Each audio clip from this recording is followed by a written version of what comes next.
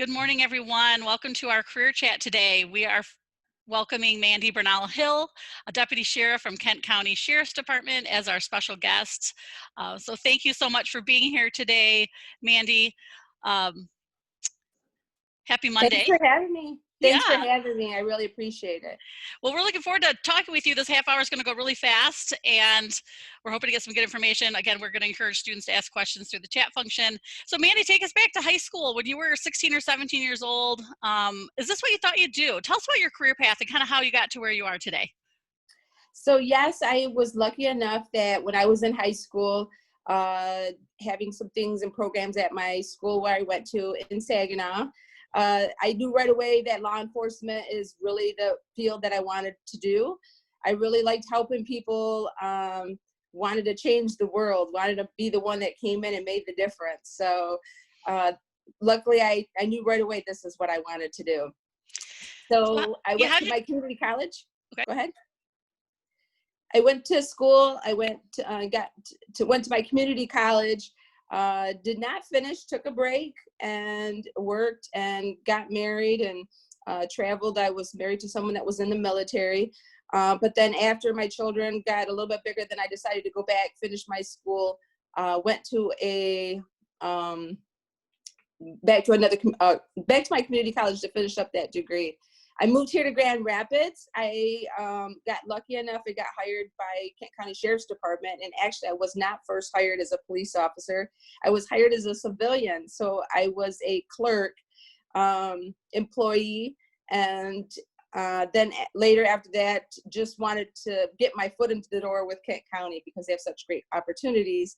And basically, they helped me get where I'm at today. So during that time after working, you have to have be certified by the state, MCO certified. So I had to go to a boot camp style police academy to get certified by the state.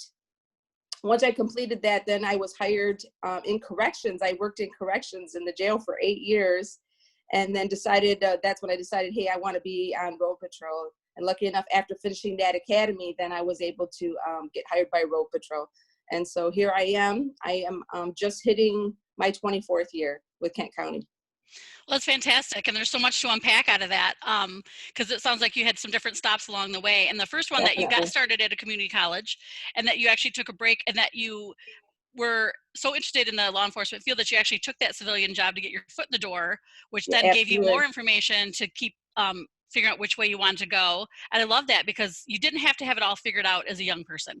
I think that's what's so cool is that you still landed where you wanted, but there were some steps along the way. So two things, help them understand what MCO is. What does that acronym stand for? Or what does that mean? MCOs is, and you would ask me the acronym, put me on hold right now. I can't think, it's too early in the morning. But basically it's your certification with the state to be hired as a police officer. And so you're issued a number. It's just like to prove that you've got all your schooling. And so you have to have that in order to be a police officer. Once you have that MCOLS, then it's MCOLES. Then you are able to be hired anywhere in the state of Michigan. Great.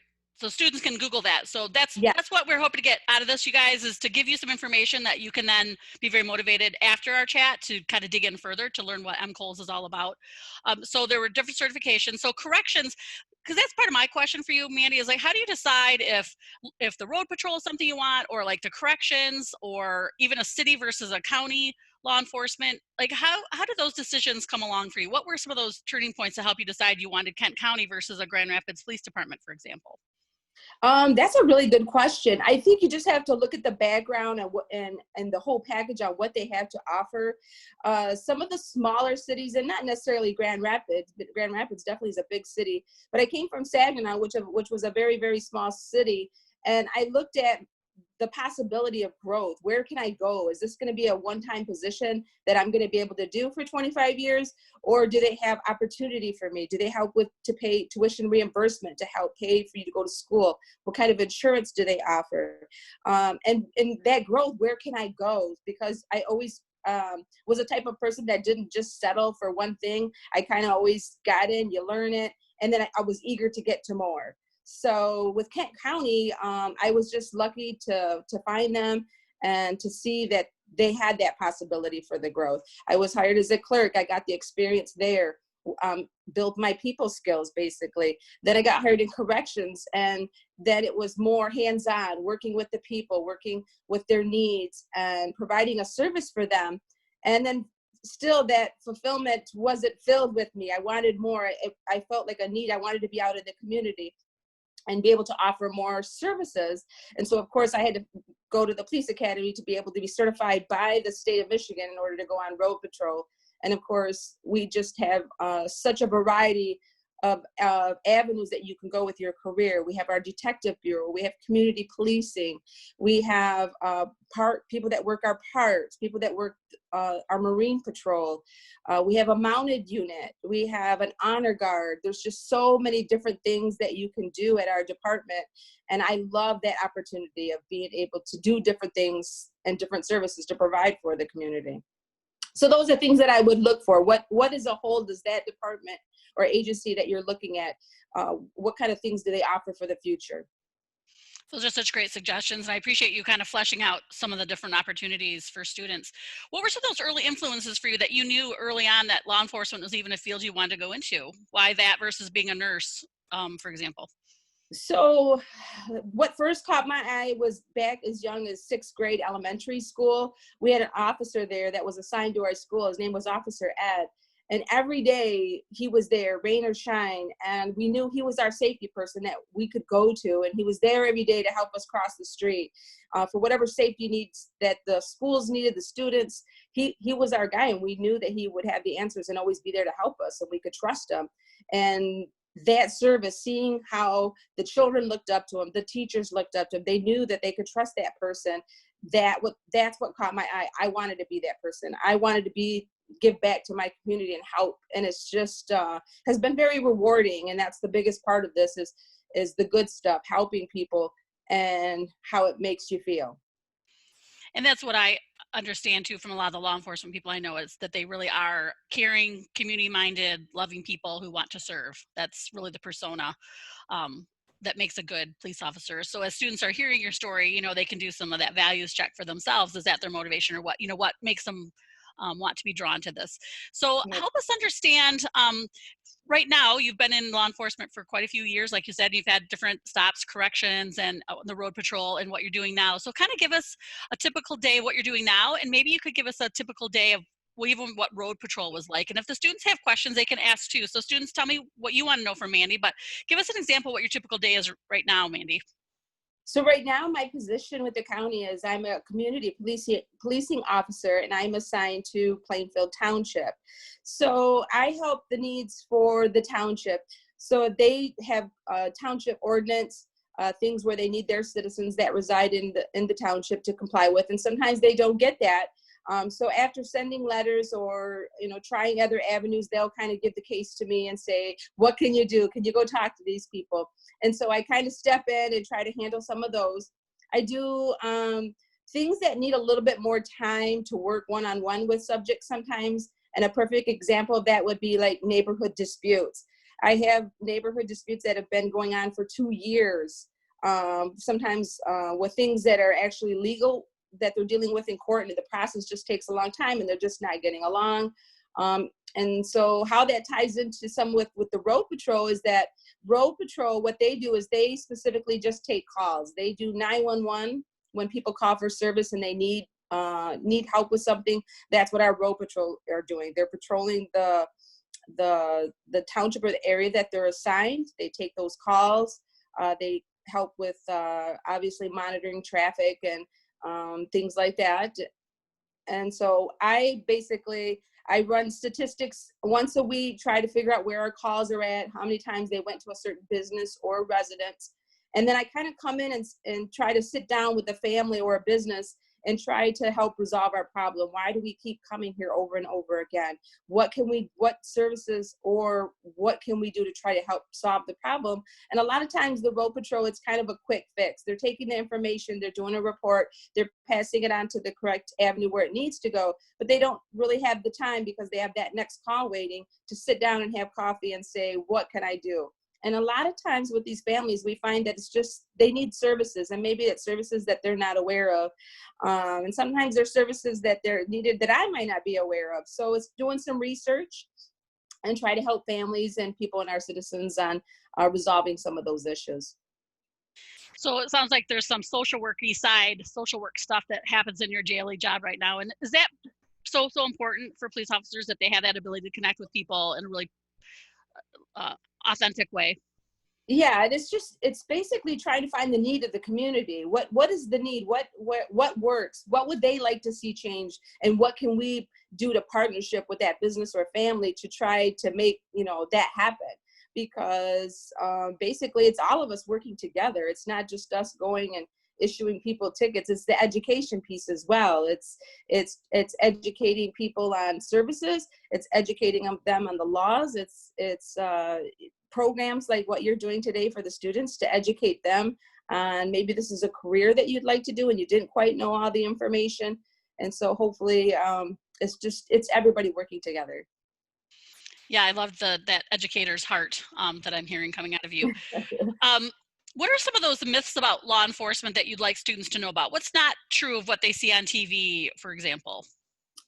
Well, with everything going on right now in our community, I would really like to say that I think people think that as officers that we get up in the morning and we may say, this is the day I want to hurt someone, or today's the day I want to kill someone. And it's the furthest thing on our mind.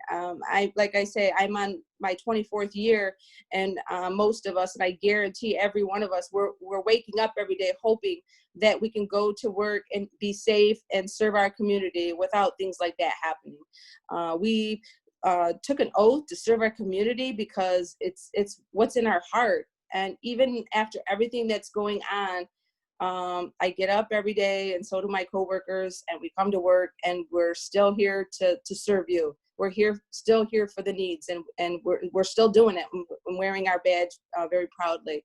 And unfortunately, we have incidents like what has been happening that tarnish our bad and make the rest of us look bad. But it's not how, I guarantee it's not how officers feel. I'm so glad you got to express that. Because that is certainly the truth of what I know too. As students are listening, and again, you guys, if you have questions, put them in chat. A lot of parents will tell me that they're concerned they don't want their kids to go into law enforcement because it's dangerous.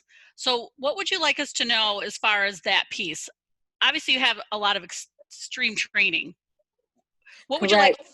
these kids be able to tell their parents of why they should be able to still go into it? I think it's just explain to people that's where your passion is. It's the same as soldiers that know early on that they want to go and they want to serve their country. That's where their heart is. And the same thing with serving your community. And what I really would like to stress to our youth also is people talk about change and they say we need something different. Well, you're our change. You're our something different. Be that voice to want to come in and give us new ideas on how maybe we can do better things for the community, or how we can better get involved. And that's kind of where my heart was at, is your voice. Your voice is everything. And if this is where your heart is, you follow it and be that voice to change things and to represent different people from the community. And that's really what Kent County has always been about. And they have provided tremendous training. We're constantly training. This isn't something where they give you a gun and hand you a badge and send you on your way. Kent County has always been just all about giving us a training. Education is huge. And so us as officers, we feel confident. We're thankful that we work for a police department that's able to give us the proper tools and also the education piece and constant training to keep us up to date on our skills. Thank you so much. And students have other questions about that. Several of our students today are female. And so I'd like maybe you to share some of your experiences, especially, when you started, Mandy, there probably were even fewer females than there are today. So what has your experience been being a woman in law enforcement? Yes, when I was first starting out, it was it was a little rough. Sometimes it feels like you got to work a little harder, and there may be times when you feel a little intimidated. I actually had someone that early on in my career had told me that the only reason that I was hired by my department was because I was a minority. And I was kind of hurt by that at first, but then I flipped that and turned it around and said, no, I'm going to prove that I'm not hired for a statistic. I was hired because of the skills I have, where my heart is. I'm a good person. And things like that just pushed me, gave me the drive to work even harder, to prove myself, not to give up, to show them that I come from a good family and I'm a good person, and I'm just determined to be able to serve and do what I always had a passion to do. And so I hope that as females, that you don't see that as, I can't get over that obstacle. You can get over those obstacles. And as you see, our department is a perfect example. We have many females in our department. Our sheriff, if you are not aware, is also a female. Is the first time ever that we've had a female sheriff. And so we're just so proud of that. She has come a long way. She has worked very hard to get where she is at and represents us well. And so women now have opportunities to do anything that you want to do, wherever your heart is, whether it's law enforcement, medical, being a politician, teacher. The sky's the limit. Never let something like that hold you back because of your race, your color, or if you're male or female. So just follow your heart. That is my biggest recommendation for you. How has the public received you as a female officer? Does that surprise them? I mean, maybe not as much today, hopefully.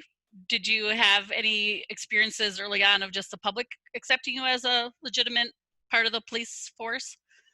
Yeah, that's a good question. I specifically remember taking a call and dealing with a male subject, and things kind of escalated. There was 2 females that originally got called to the call, and we needed backup, and it was just kind of coincidental that I was the 3rd car to show up, and also a female.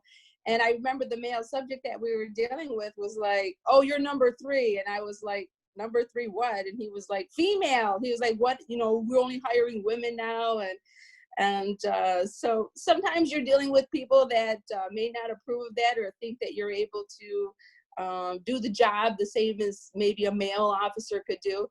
But I think as women, we sometimes take the time to think things out a little bit more, maybe a little bit more patience, but we're able to do the job just the same and provide that service to our community. And it's a good feeling.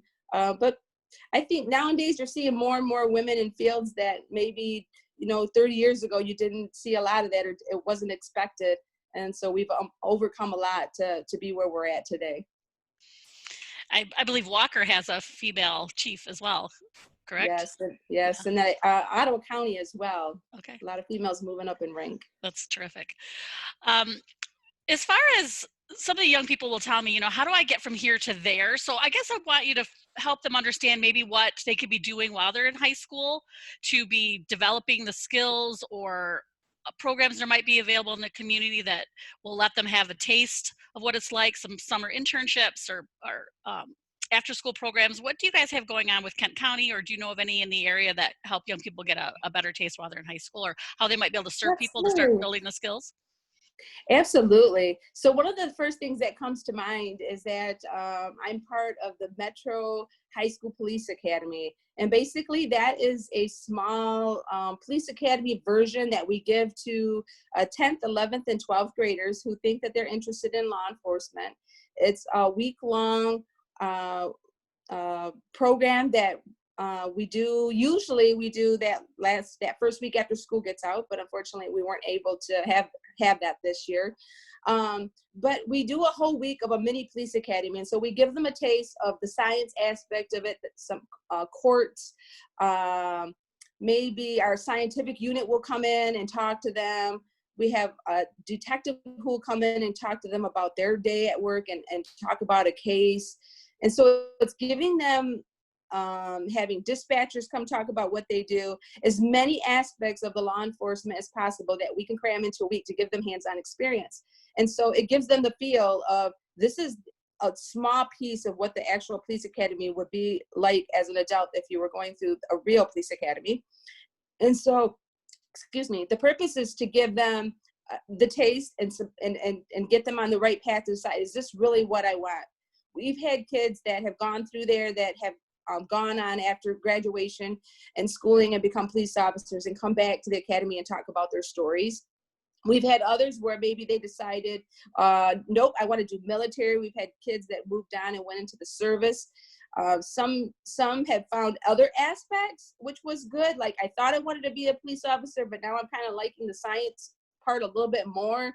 It sparked my interest. I'm more intrigued with that, and I'd like to come in and do the science part, doing fingerprints and collecting evidence. We've had kids come in and see the canines for the first time. And see how our dogs work. And so there's something that sparks there, and also say, hey, this might be something I'd be interested in doing. I didn't know about it. So it's any programs that you have at the schools where you can get hands-on, things like this, being able to ask somebody questions about their profession, or maybe having a visit there. I know you guys put on the Groundhog Shadow Day.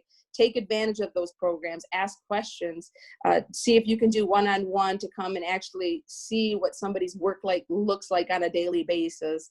And there's a lot of people who mentor programs as well, to kind of just keep you on track and to help you, maybe tell you other classes or things you could be doing in the community to help, that would look good on your resume, that will help you get where you want to be. So do they find that information on the Kent County Sheriff's website, or how would they learn more about that particular academy, Mandy? So the Metro High School, it's the Metro High School Police Academy actually has its own website. And so you can go on there and see some videos and pictures and more information about how it works and how to apply. Also, if you talk to any of the school counselors, we work with all the Kent County schools in our district. And so if you talk to a counselor, they will be able to connect you, get you an application. We have all our stuff out there. Also make contact if you're at a school that has, most of our schools have a school resource officer.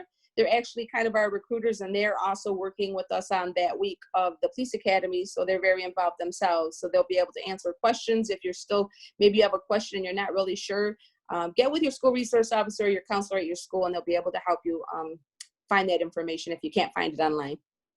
That's very helpful. And does Kent County Sheriff's Department allow individual job shadows? If they were to identify somebody there that they wanted to shadow for a couple hours one day, is that allowed?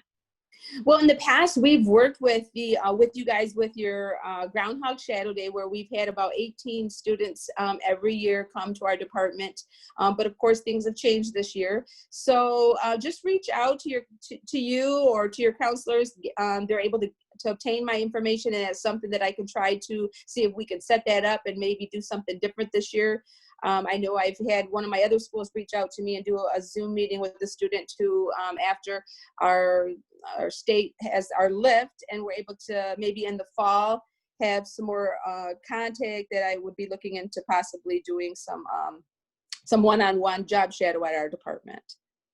Okay, that's good to know, just to set expectations for young people. Also, young people, I want to encourage you for two resources. I know that Walker and Grand Rapids Public also have their own type of academies or summer programs for students. So dig into that. Yes. On the internet. And then also to plug the Kent Career Technical Center, they have a criminal justice program. So if you're not familiar with that, it's for juniors and seniors. It's a part of a school day. It's thetechcenter.org. And so you can have it as part of your school day to learn some of these things. So it's kind of a cool opportunity. And I'm just going to put that address in the chat for you. So the students haven't asked any questions, but I have lots more because I find that really interesting to hear people's career paths. I guess young people, like you said, if they see a canine unit and they think, man, that's where I want to work, one doesn't get to go right into the canine unit, right? So help us understand kind of how some of those jobs you actually get them.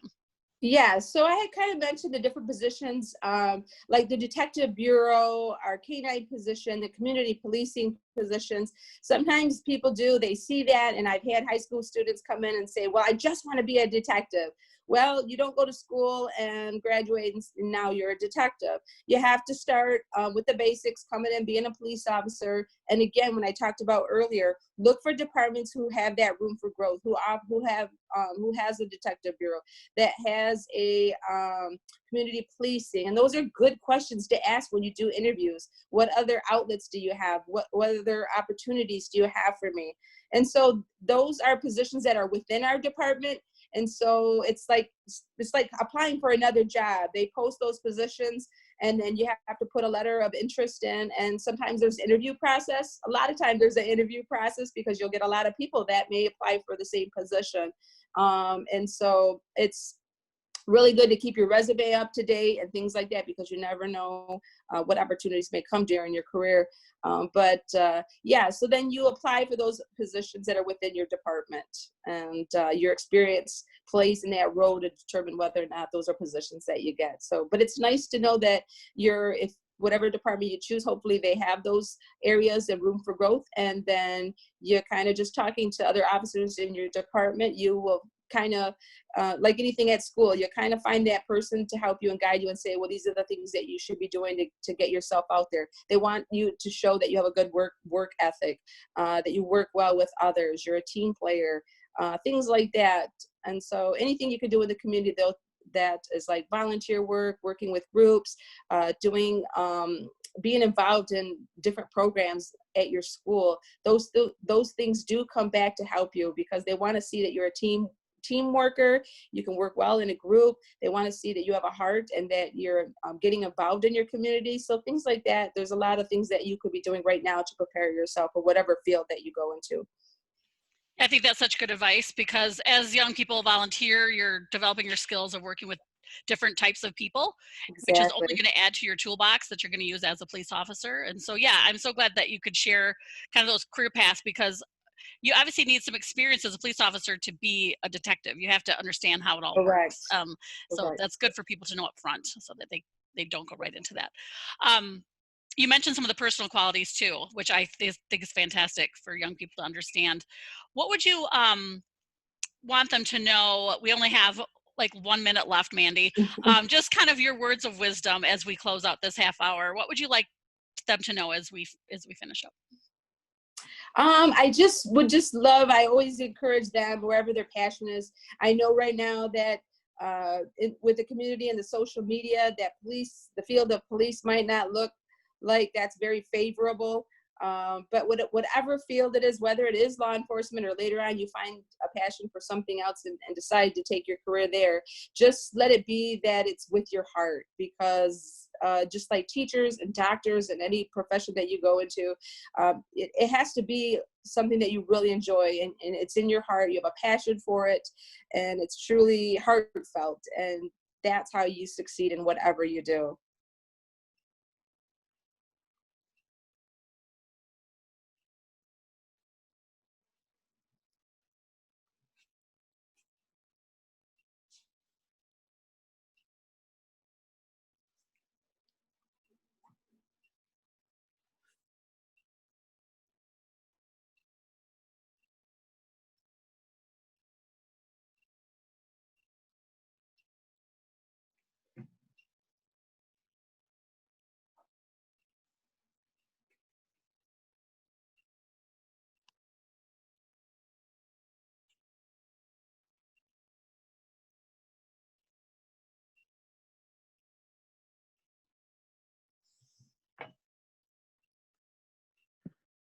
So Krista appears to be having some technical difficulties. Yeah, I think I lost you for a minute too. Oh, okay, yeah, there I am. There Sorry about that. Sorry about that. My technical difficulty is I need to unmute myself. Okay, so I was just sharing that if young people, did you hear me sharing her screen with her email? I'm not sure. I probably have been muted for a while. There's Mandy's email, you guys, if you want to follow up and ask any specific questions of her. Please do. So write that down. And then if you are motivated to do some additional research, I wanted to provide 2 additional websites that might be really helpful to you. One is called Road Trip Nation. And if you enjoyed hearing Mandy's story, Road Trip Nation has a collection of all sorts of other professionals in a variety of jobs that you can continue to explore just by listening to people's stories and hearing how they got into where they're at.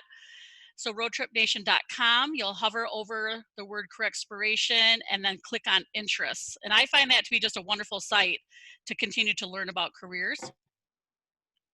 And then for some of the nuts and bolts of like the pathway, the education pathway to some of these law enforcement positions can be found on this type of website, which is ONET Online. So it's onetonline.org. So just explore careers. You know, this is the stage of the game that you guys are at. So the more you learn, the better educated choice you can make. So that's what we have for you today. Mandy, we so appreciate you sharing your valuable time, especially after such a difficult weekend. We know you probably not only had physically to be out working, but emotionally that's hard when the community is going through something so difficult. So thank you so much. Yes, thank you for having me anytime. So students, thank you for joining us today, and we hope you guys have a great day. Thanks, everyone.